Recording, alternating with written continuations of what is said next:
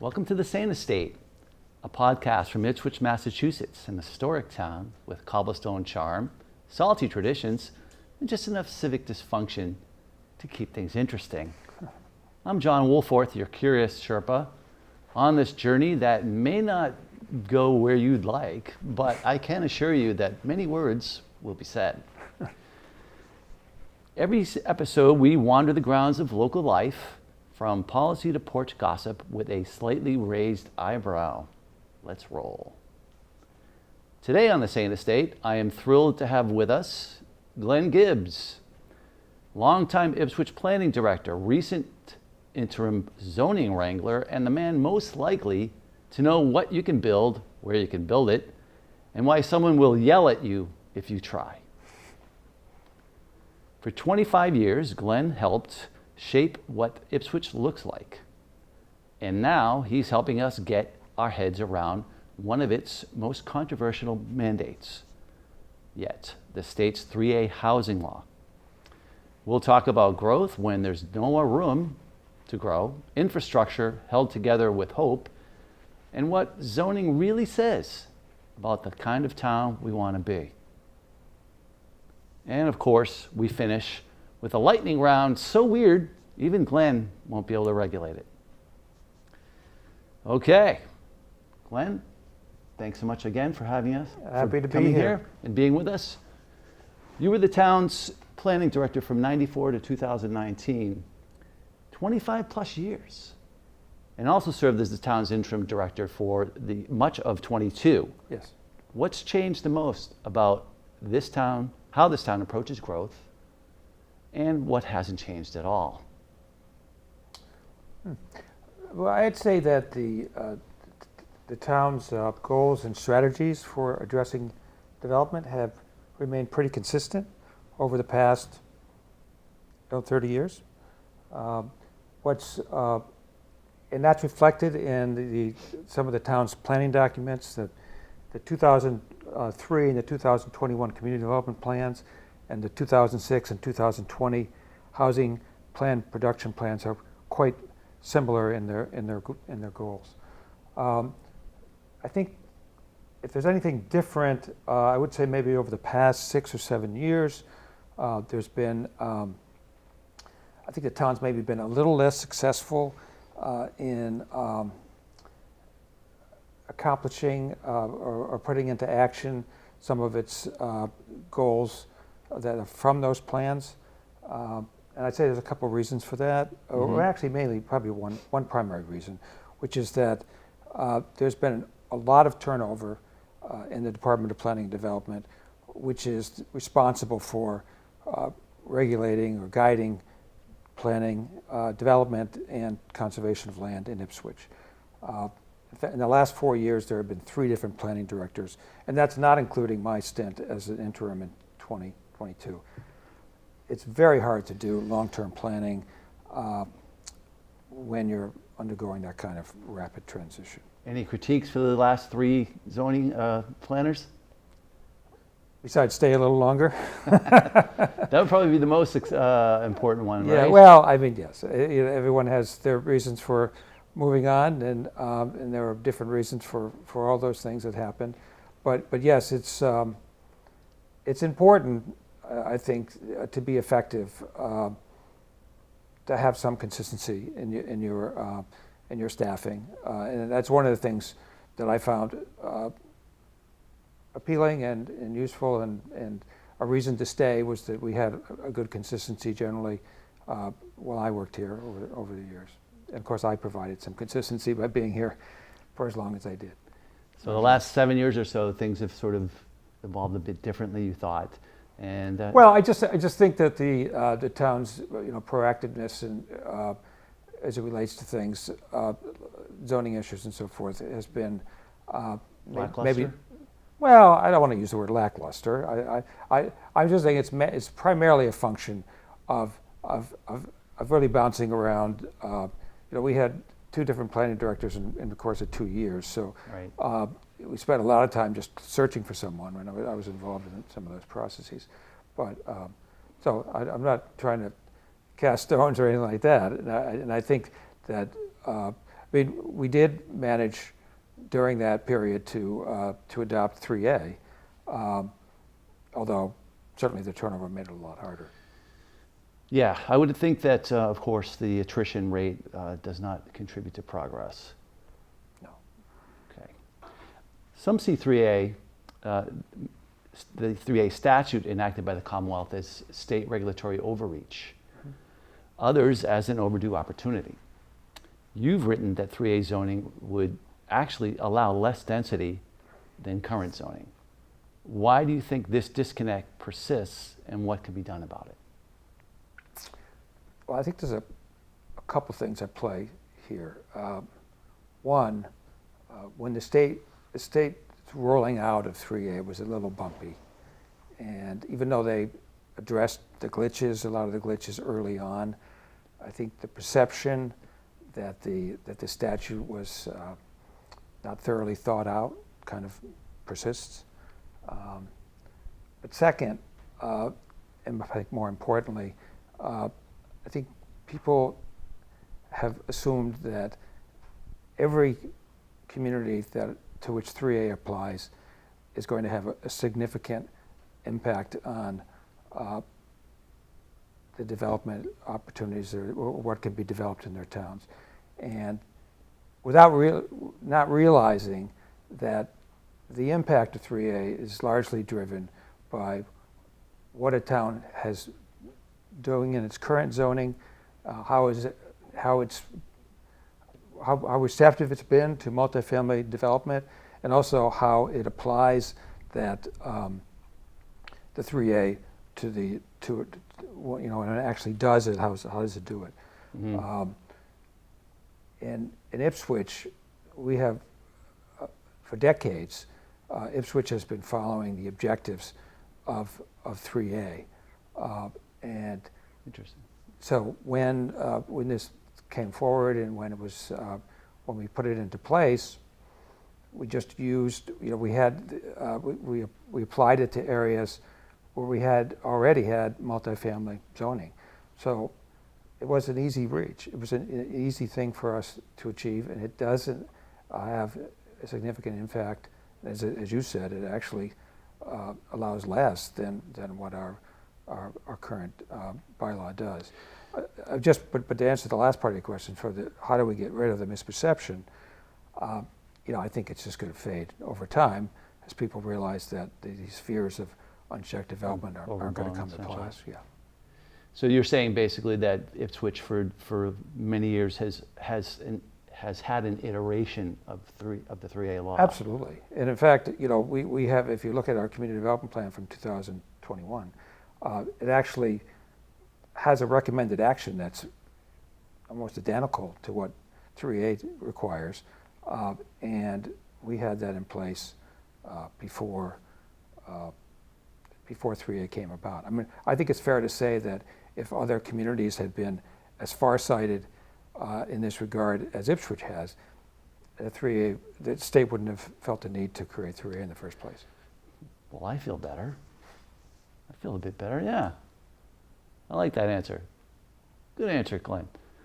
All right, so moving on. Over the past couple of years, you've played a significant part in developing a zoning bylaw that complies with the 3A zoning statute.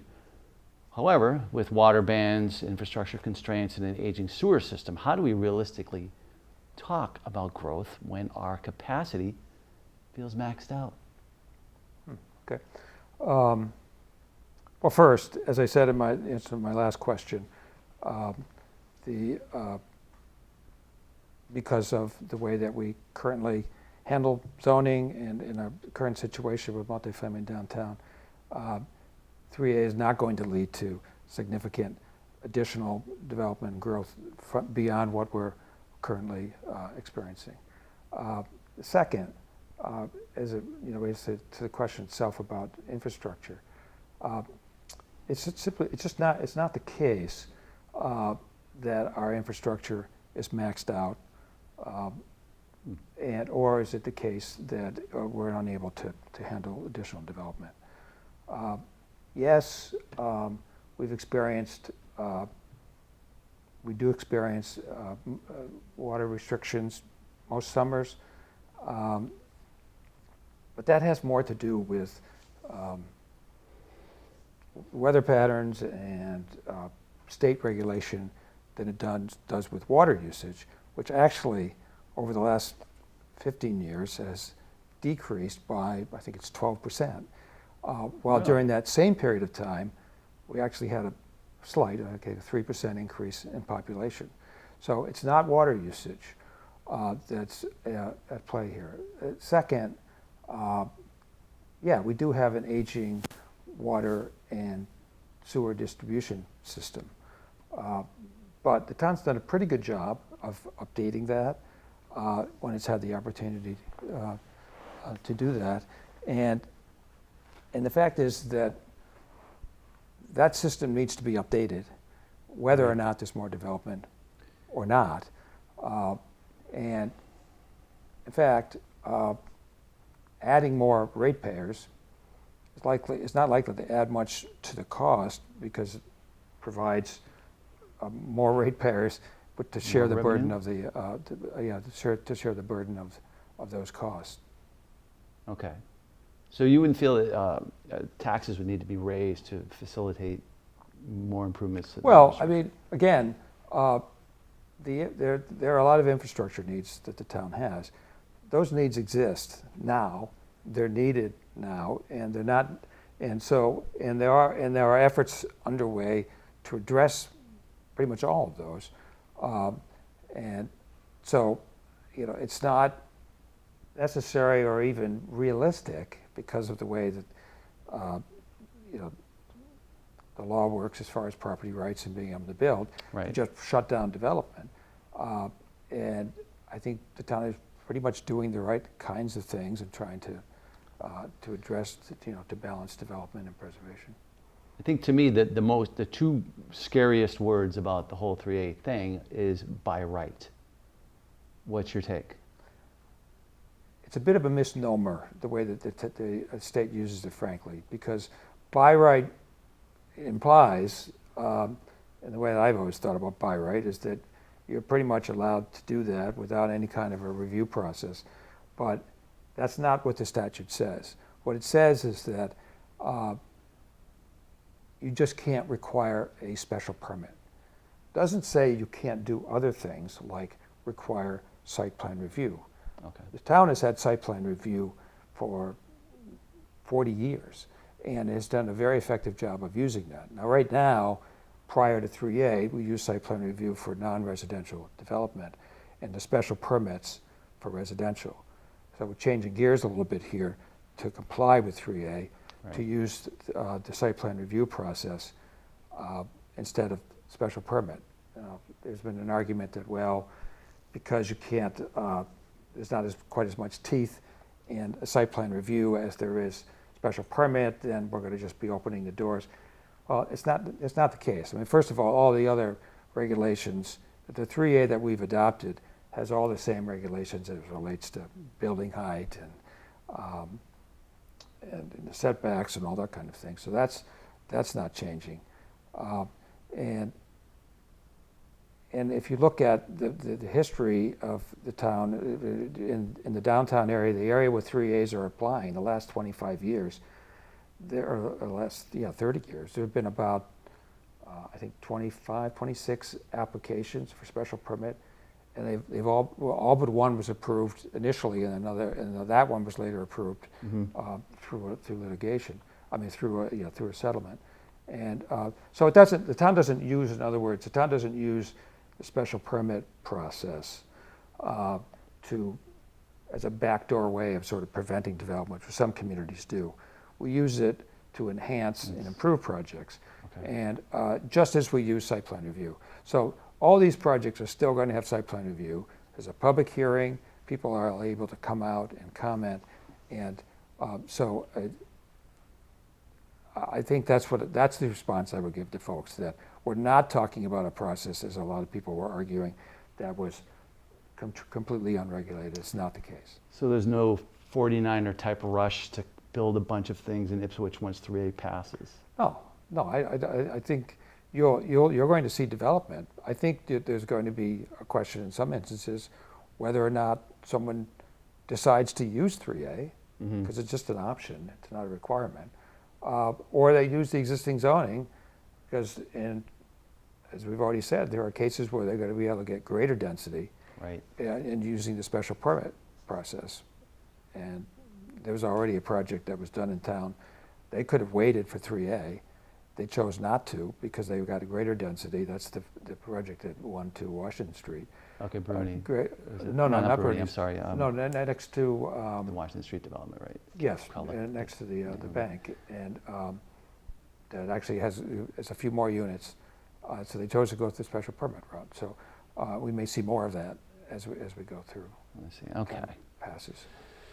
So you've spent decades helping Ipswich balance development and preservation. Do you think the town has found a healthy balance, or are we still swinging between NIMBY and sprawl?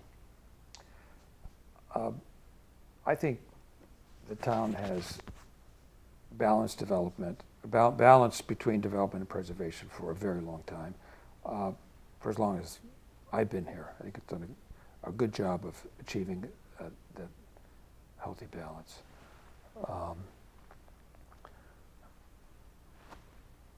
But I would like to say something about NIMBY, and NIMBY, which is an acronym for not in my backyard. Correct. And sprawl, which sort of describes development that is outside of the areas where there's existing development and that's supported by infrastructure, and it's often disconnected and poorly designed, and that's sort of what we refer to as sprawl. So as far as in regard to the sort of NIMBYism, I think first of all, it's important to distinguish between legitimate and thoughtful comments from neighbors and abutters about a specific project. I think that's welcomed and appreciated by review boards. To distinguish between that and opposition that's based almost solely on just the fact that it's a use that they don't want to have near them, and that's what we would call NIMBYism. I think it's always going to be in someone's backyard, essentially, right? Correct. That's not, it just has to happen that way. I mean, somebody's going to be unhappy. But what you're saying is that all the proper consideration is there for any type of project. Yeah, I mean, let me give you you're actually right about that. That there's, but here's a case in point, a classic case of NIMBYism. And again, I'm not saying that this is the standard in Ipswich, but it does happen. So last year, the Essex County Habitat for Humanity proposed a two-family, a duplex, 2 affordable home ownership units, long-term protected, on a property almost 4 acres in size, located in a neighborhood west of Route 1. Mm-hmm. Now that project was made possible by the Ipswich Housing Authority, which owned the property and selected Habitat to do the project. And it was also enabled by the town's Affordable Housing Trust Fund, which provided a significant subsidy to help make that project happen. So the project met all of the zoning requirements for the property, mm-hmm. met a number of important town objectives, and was not just unanimously but enthusiastically approved by the Zoning Board of Appeals. But despite that, there were neighbors that showed up and spoke in opposition to the project because it was going to create additional traffic and it was out of character with the neighborhood. That's NIMBYism. Sure. As for sprawl, I think because the town, in large part because the town has used its zoning bylaw to take actions like encouraging development in the town center where there's existing development and infrastructure, allowed for independent dwelling units in existing single-family houses and also in buildings on single-family lots, accessory buildings, that may have been used for something other than residential. And also because of the what we call open space residential subdivisions, which we encourage, which and concentrate development in small areas of a lot and sets aside the rest for open space protection Correct. permanently. I think because of those things in large part, we've largely avoided the kind of significant sprawl that we see happen in some communities. Well, is it true we haven't even met the threshold for low-income housing in this town? We're just below it right now. We're at about 9%. The threshold is 10%. Should the project, the Essex Patchers, go through, and I think everything is looking pretty likely that that's the case, all of those units will count, even though they're not all going to be affordable. 25% is required to be affordable, but because it's a rental project, all of those units will count toward the inventory. Oh. So that will put us substantially over the 10%. And then adding to that, when the 50 or so units that will be built at 1-2 Washington Street, Right. Those are all affordable 100%. And so those will all be counted as well. So with those two added on, we're going to be over the 10% significantly for a period of time. Well, Good for at least a decade, probably longer. Well, that's a positive development then. Yes. Yeah. Right. So you're also involved with the Ipswich Refugee Program. Mm-hmm. What does your work with housing for newcomers and refugees reveal about the larger challenges of affordability and access in Ipswich? Yeah, I've been on the board of the Ipswich Refugee Program for the last 4 years, and I also serve as their housing coordinator. And I can say it's been a revealing and sobering experience. It's confirmed they kind of already knew, which is that Ipswich has done a pretty good job of encouraging and providing housing for seniors and for smaller households. But the opportunities for housing for larger families, which is the case with many of the immigrant families that have come in, are few and far between. Right. We were fortunate enough to find a 4-bedroom apartment in Ipswich Public Housing for one of the families fairly early on, but we were not able to provide for any of the rest, and most of them have now since moved out of state to parts distant, and now that's not necessarily a problem for the Ipswich Refugee Program, because its objective is to integrate immigrant families into American society, whether that's in Ipswich or somewhere else. But it does underscore the severity of the affordability problem in Ipswich, which has been exacerbated in recent years by a significant increase in rental costs in town, so that the gap between the rents here and those closer into Boston, which has always existed, Right. has gotten smaller. So I was going to say the refugees that come into Ipswich are, for the most part, interim residents, but you're saying essentially they just can't afford to stay. It's the latter. They can't afford to stay. I mean, many of the immigrants that we were dealing with in the 4 years I've been here were Afghans who came over after the Taliban takeover, and so I think we had over 20 Afghan, and we had a couple of families that had 9 people in it, or had 7 people, and so that we were able to find temporary housing for them. The Ascension Church stepped up in a big time and provided housing, and we found other ways to put them up. But the getting from the temporary to the permanent was the issue that we had, even though we put in applications everywhere we could. But there are just very few opportunities for us, particularly again for larger families. Well, I appreciate your efforts in helping these people, and I think it's important that we do that. Some say Ipswich is becoming, unaffordable for its own children. Do you believe the town has a moral or civic obligation to create housing not just for newcomers, but for the people who grew up here?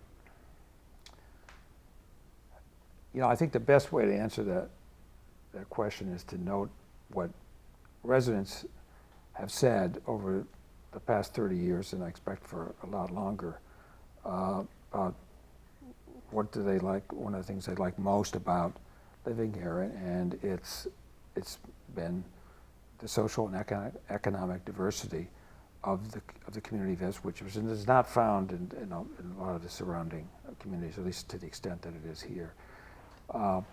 And that's impossible to maintain if we don't maintain a range of housing opportunities for a range of income groups in the town.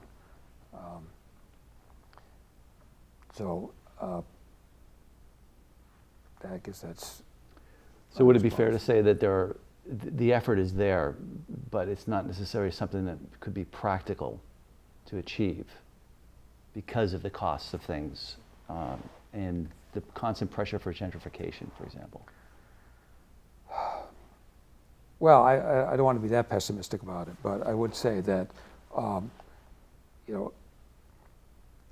it's one of the reasons, again, for 3A, is that the notion of that if you build more housing, even if it's not affordable, you've got to reduce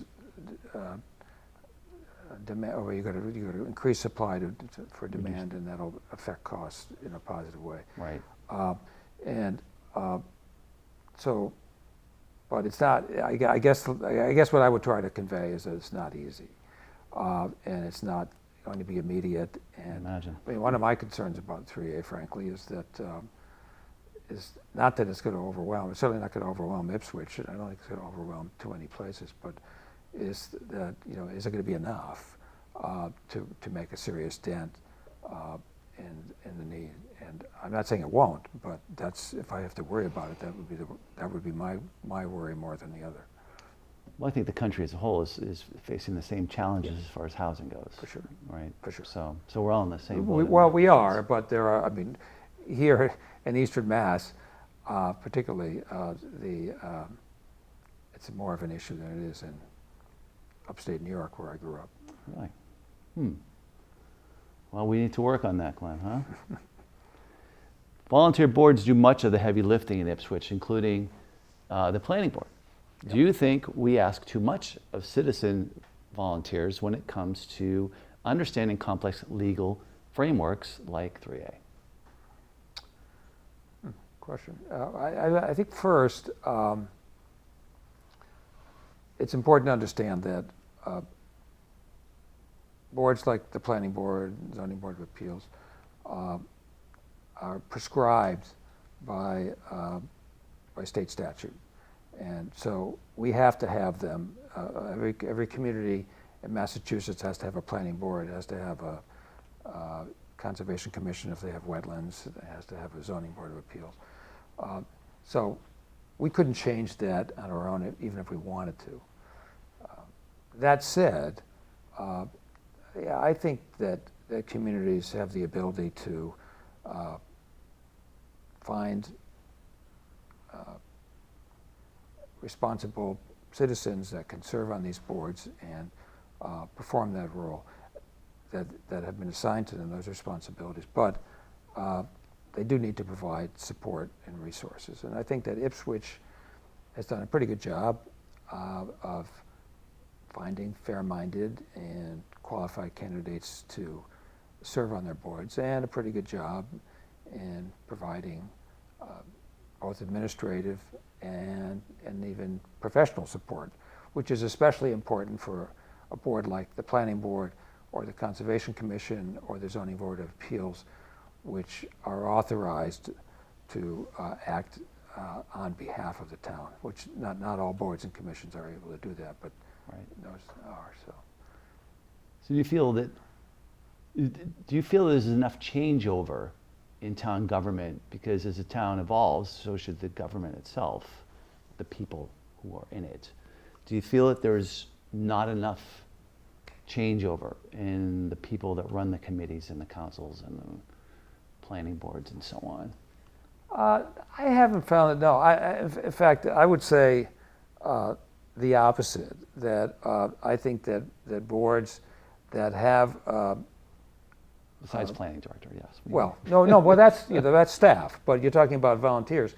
Okay. I think that it's important to have some consistency, and so I've heard that well that person's been on the board for 5 years, that they need to get off. Yes, you can have people that are stale, but I much more worry about boards that are in constant transition and that people are leaving after 1 year and so forth. Than I do about someone being there a long time. People, I've worked with planning board members or other board members that have been there for 10, 15 or more years, and they are often the best. That means they're dedicated, and they put a lot. So I mean, a lot of it really depends upon the individual, but I don't see turnover as being something that's to be desired. And anyway, I mean, there are 5-year terms, usually 3-year terms. They don't have to be reappointed, and sometimes they're not. So, so there's always that option for change. The reason I brought that up is because often, I mean, you hear a lot about this with the federal government, for example, and Congress itself, and the average age of Congress, I believe, is around 64. Okay, which doesn't seem old, but it's an average. It's not the actual amount of people in there who have been there for literally decades. Different thing for the town. I get what you're saying. So, yeah, and I think if you look at the makeup of the boards, they tend to be around average median age. I mean, there are some older folks that are generally very good to have on there because they bring a lot of. It's wonderful to have someone on a board that has a long history with that. They can and just like it's good to have a staff person that's been around a while that can speak to history. You can run into an issue where someone is just picking up the paycheck and not really doing much anymore. Right. But I don't think that's been much of a problem here in Ipswich. You've spoken often about how zoning decisions ripple through people's day-to-day lives. How would you describe that impact in your own words? And is there a decision you made that still resonates deeply with you, maybe one that you particularly regret or feel proud of? Well, I guess I would say, first of all, that I can't think of any major planning initiative that I've been involved with that I felt went awry or did not meet the objectives that were set out, which is a good thing. But if I had to pick a project that I'm particularly proud of, a zoning initiative, because there's sort of projects like the Riverwalk project and some others that I've worked on that I'm very proud of. But when focused on zoning changes in particular, it would probably be the Great Estate zoning provision. I don't know if you're familiar with it, but and people that have been here relatively a short time probably don't know much about it at all. But back in the 1990s, there were 3 former large residential estates that had been used for decades by religious orders. Interesting. No, I did not know that. One of them was the La Salette property on Turner on La Salette. Well, La Salette was the seminary on Topsfield Road. Sorry, and then there was another on County Road, the Salesian Society, Don Bosco, and then the third was the Sisters of Notre Dame on Jeffers Neck. That's still there, correct? And that one of the 3 is still there. But the other 2 were, one at that point when we put the provision in was had already ceased operation, and the other was close to that happening. And so we knew that there was going to be, these properties were going to be turning over. And we also knew that the option that existed for doing that primarily was for development was single-family subdivision, which we didn't think was the best way to preserve the historic buildings on the property and to preserve the view corridors of the streets and to preserve that open space. Right. Because that doesn't typically happen in a subdivision.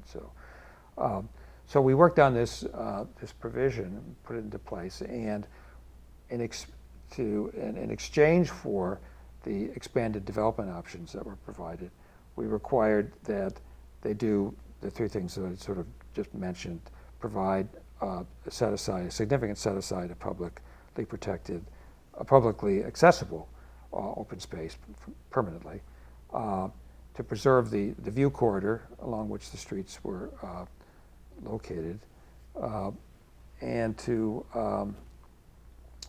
what was the third one? Open space protection and Do you have the Jeopardy song anywhere? yeah. View corridor and, oh, of course, and the preservation of the historic buildings. And so that led to the two projects that happened. One was the golf course residential development at Turner Hill. Yeah. And the other was the research and development facility with manufacturing component, New England Biolabs, at the property, the former Don Bosco property on County Road. Both of which have been a big success, and have created hundreds of acres of publicly protected or publicly accessible open space, which have generated a lot of tax dollars. Important. Which is a good thing, and have preserved the character of those neighborhoods and have preserved the historic buildings, and created a model for other communities that have similar properties to emulate. Well, that's quite an accolade then, I would say. It was a satisfying series of events, and it keeps. Recently, New England Biolabs added a second phase, and that they're doing it in a way that it's concentrated, it's very well done, and it's creating lots of jobs. Fantastic. And it's just it's been a big win for the town. Awesome. If you could wave a wand and fix one piece of Ipswich's infrastructure, physical or procedural, what would it be and why? That's a good question. I think I'll go with the physical, and I guess the answer would be sort of dependent upon, does this wand also pay for the cost of this infrastructure improvement or not? If it does, that's big. If it pays for the cost, then I'd say I'd probably use it for the water treatment plant that was recently approved by town meeting and by the electorate, which authorizes the expenditure of up to $50 million. Correct. Yeah. For that water treatment plant replacement, and it'd be nice to take that $50 million off the table. If the wand doesn't do that, gives you approval but doesn't pay for it, I might put the wand back in my pocket and use it for regulatory approval and replacement and relocation of the sewage treatment or sewage pumping station at the town wharf, which is well beyond its useful life, and which in the not too distant future is going to be regularly flooded. Wow. Yeah, that's not good, is it? Or I might use the wand to deal with the issue that we've been having now, the regulatory issue with the outfall for the wastewater treatment plant. That's it has the potential to really seriously undermine the health of the clamming industry. Well, if I had that wand, I know where that $50 million would end up. in your pocket. If it fits. With your vast planning experience, what's one piece of wisdom you wish more people understood about how towns actually grow or don't grow? Well, how and the extent to which a community grows is really based on a number of factors. Zoning regulations, which was the subject of the 3A discussion, is a big determinant because it sets the parameters for the what and the where and the magnitude of development, so it's very important. But it's not the only consideration. There are other factors like development feasibility, local and economic, regional, local and regional economic conditions, and how how desirable the community is as a place to live. Those are all other factors which can be equally or even more important than zoning. What I wish that people understood better is that growth in and of itself is not bad. In fact, a community that is not growing or evolving is usually not a very healthy one. It's going to be economically depressed. Yeah. So what's much more important is the question to ask is it beneficial development or is it detrimental development? Well, beneficial development maintains and enhances existing neighborhoods. It's respectful of town character. It helps to create community, and it meets community needs without overtaxing resources. That's beneficial development. Detrimental development, it's just the opposite. Right. So, to put it another way, whether or not the nature of development is a far better gauge of whether or not development is beneficial or detrimental than the magnitude of that development. Okay. So that's kind of what I wish people understood a little better about growth and development. It is a lot. I mean, I can see where there's maybe a catch-22 in that for people, the way that they look at it. And I mean, I for one would feel that way in some sense. If you want to grow, but you have to grow 2%, then that brings in the whole NIMBY thing and everything else, right? So there's a lot to be considered there. Yeah, for sure. All right. Now, it's time for the lightning round. All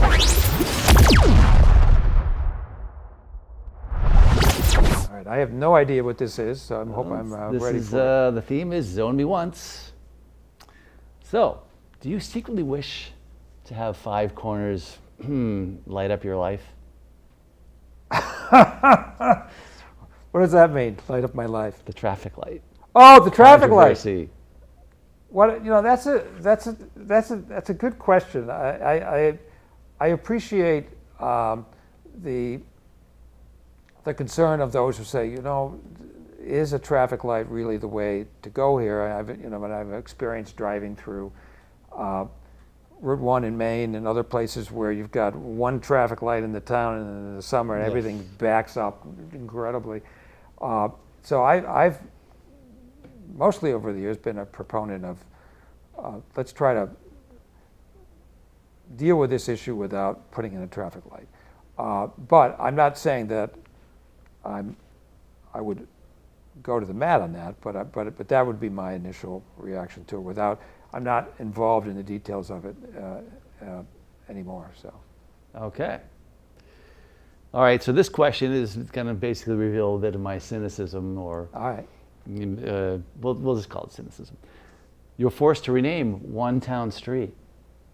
What do you call it? Kick the can down the road, or stay in your lane? Those are my only options, huh? Or if you feel free to, if you've got a better one, feel free to throw it out there. Kick the can down the road, or what's the other one? Stay in your lane. Stay in your lane. Well, I guess between not very good options, I'd probably say stay on your lane. Everyone should know their job and stick to it. Well, yeah. I mean, I'm not a big fan of kicking things down the road if we can avoid it. Yes, that's again, I've heard this term many times, but I'm not going to basically elaborate on who told me anything. All right, so the next question then would be the water ban is in effect because someone brushed their teeth. Yet you don't seem concerned. Just how big is your secret aquifer? Wow. It's like we're actually in more of a water restriction than an outright ban, but that's quibbling. But as I said before, water usage is an issue that we need to be concerned about. I mean, we can't just bury our heads in the sand, to say. And there actually are efforts underway in the town too, and they actually identified a source that they're working on diligently to try to get approvals for. It's not an easy thing. That would Intriguing. substantially add to the town's water supply. It would be years out, and I think that, as demonstrated by the fact that through conservation efforts, that water usage has actually gone down. 12%. I remember you said that. Yeah, I don't think that we're in any danger of running out of water, but it certainly makes sense to be looking at that issue and trying to identify possibilities for enhancing, increasing the water supply. I mean, it's got its own dangers because if you're taking that water and you're putting it in the public space, you're still using water. So, but I do think that, well, enough said on that. I'm a huge cheerleader for it because I'm an avid gardener, so it's kind of important to me. So let's do it. All right. Okay, clam flats or clam rolls? Which do you find more palatable? Clam flats, because I actually don't eat clams. I have an intolerance for them. And oh, okay, so that's acceptable then. I don't like them all that much either, but it's the intolerance that keeps me from eating them at all. Very well. So clam flats it is. Clam flats it is. Okay. Have you finished your Ipswich replica built from Legos yet? I have not. I didn't know that there was such a thing. Oh, Legos are out of control now. You haven't heard about this? I mean, Legos are used in everything. It's a very popular toy all of a sudden. Yes, but is there a toy for, is there an Ipswich replica toy or no? No, I'm being facetious with you. Yes, so I get it. No, I haven't.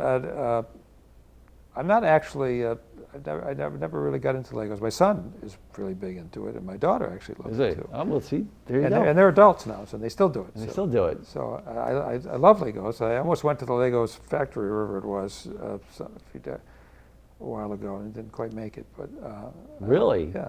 Oh. I can't remember where it was, but it was somewhere when I was on vacation. To me, it's the new Dungeons and Dragons. And of course, you can build castles with it too. Yeah, so it turns into Dungeons and Dragons. It serves too. both purposes. Yeah.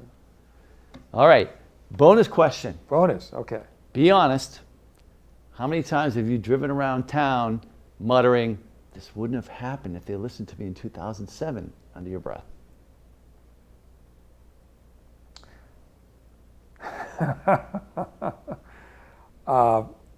I try not to do that, and I haven't really done it very much.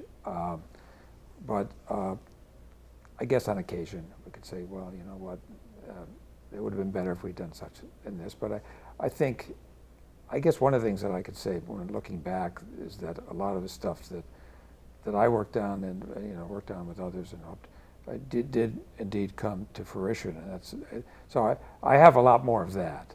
When I'm out down walking on the Riverwalk and there's some kind of event going on, and I could say, geez, if I hadn't been around, this Riverwalk wouldn't be here. I have more of those moments, which are very satisfying than the others. It's all you can ask for, right? Bonus question. Oh, okay. The Sane Estate. Great podcast or greatest podcast? Oh, the greatest podcast, no doubt. Good answer, Glenn. Good answer. I like that. All right. Thank you so much for your time. John, thanks Appreciate for it. having me. I really enjoyed it. All right. That was Glenn Gibbs, planner, policy interpreter, and the closest thing Ipswich has to a human zoning encyclopedia. Whether you agree with his plans or not, you've got to admit someone who spent this much time trying to make growth make sense, even when infrastructure says no, and the people say, not here. Now, if you're listening and thinking, I've got a story to tell, you probably do. We're always looking for new guests on the Sane estate who know Ipswich, love Ipswich, or have at least yelled at a town meeting once. If you'd like to get involved or if you'd like to be on the show, reach out to guest@saneestate.com. Whether you're a local legend, quiet observer, or can navigate five corners effortlessly, we want to hear from you. Thanks for listening today and joining us on the Sane Estate. Leave us a review, share the show, or file a special permit to recommend it to your neighbors. Until next time, stay weird, stay local, and most of all, stay sane.